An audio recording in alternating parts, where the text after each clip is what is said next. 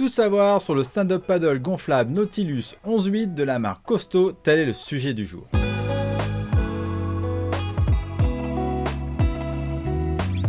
Bonjour à toutes et à tous et bienvenue sur la chaîne YouTube de Subpassion.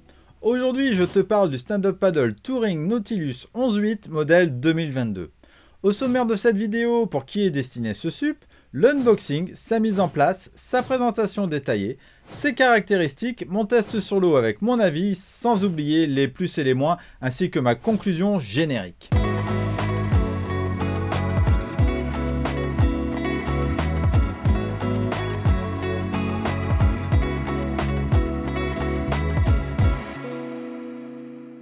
Avant toute chose, si tu veux me soutenir et m'encourager à faire toujours plus de vidéos, je t'invite à t'abonner à la chaîne en cliquant sur le bouton ci-dessous et activer la petite clochette pour être mis au courant de la mise en ligne des nouvelles vidéos. Pour commencer, à qui est destinée cette planche de stand-up paddle gonflable Nautilus 11.8 Costo?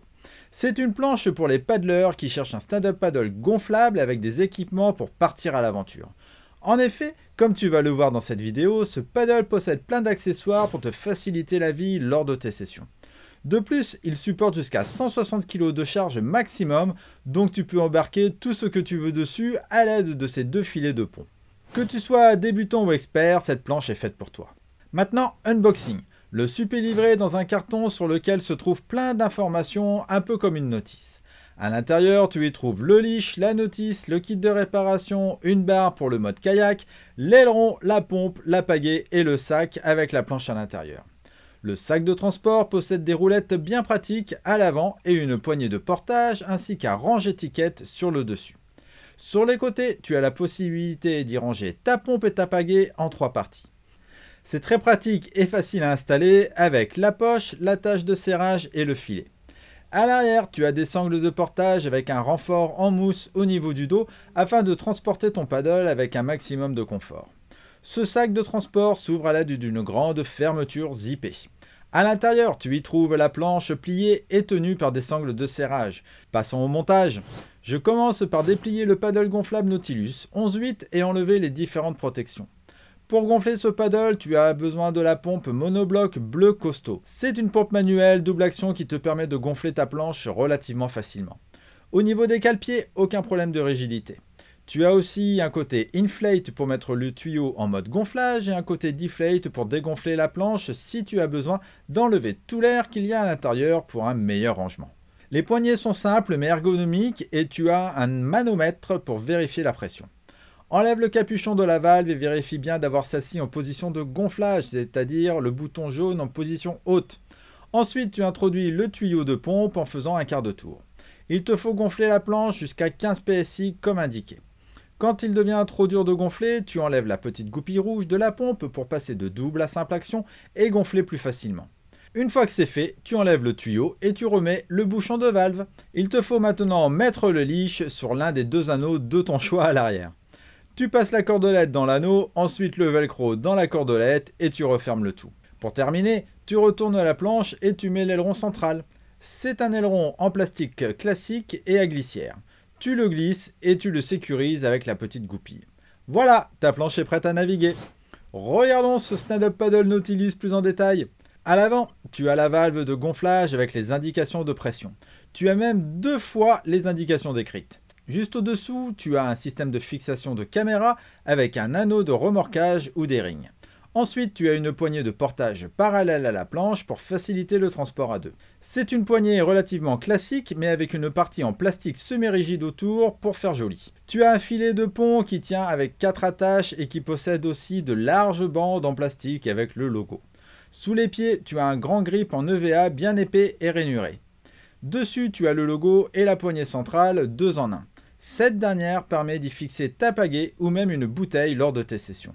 Sur les côtés, tu as 2 autres poignées et elles servent également à y fixer une barre de pied. Elle te sera utile si tu fixes sur les 4 anneaux un siège pour naviguer en mode kayak. À l'arrière, tu as un gros logo et un autre élastique de pont pour y fixer un sac étanche par exemple. Et enfin, tu as 2 anneaux de leash et une dernière poignée de portage. Sur les côtés, tu as aussi le nom de la planche et le logo Costo. On la retourne et tu as à l'arrière 3 ailerons dont un amovible à glissière qu'on a monté tout à l'heure. Au milieu, tu as le grand logo costaud et à l'avant, tu as une chose intéressante, le système bumper.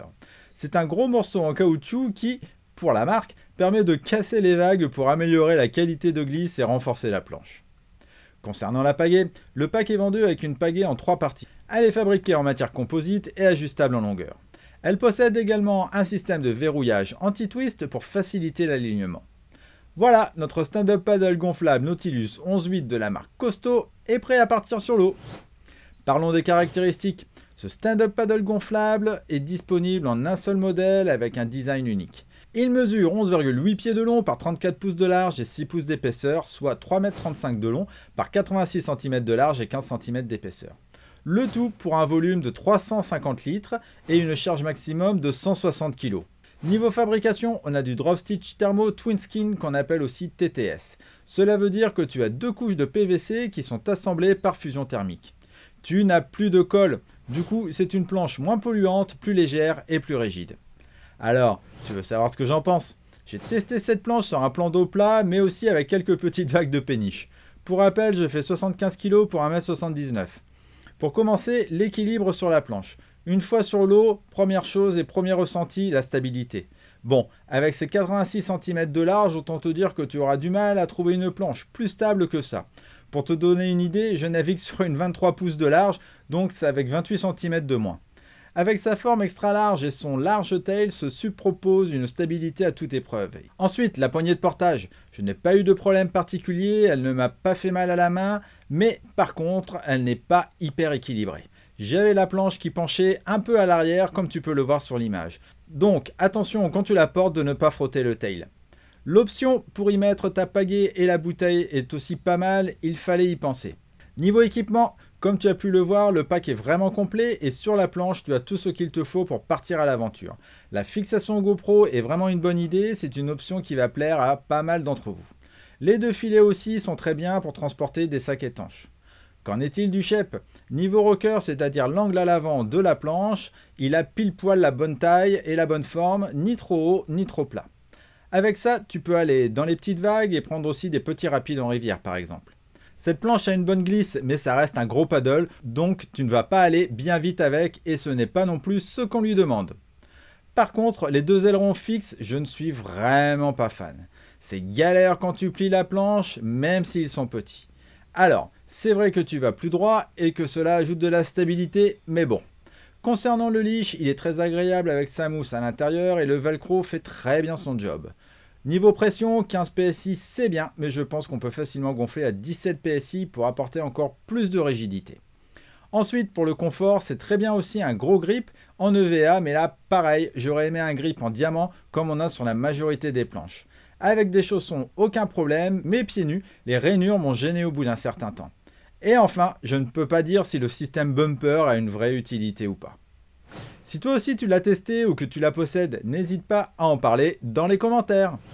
Pour résumer, voici pour moi les axes à améliorer. Ne mettre qu'une fois les indications de pression au niveau de la valve.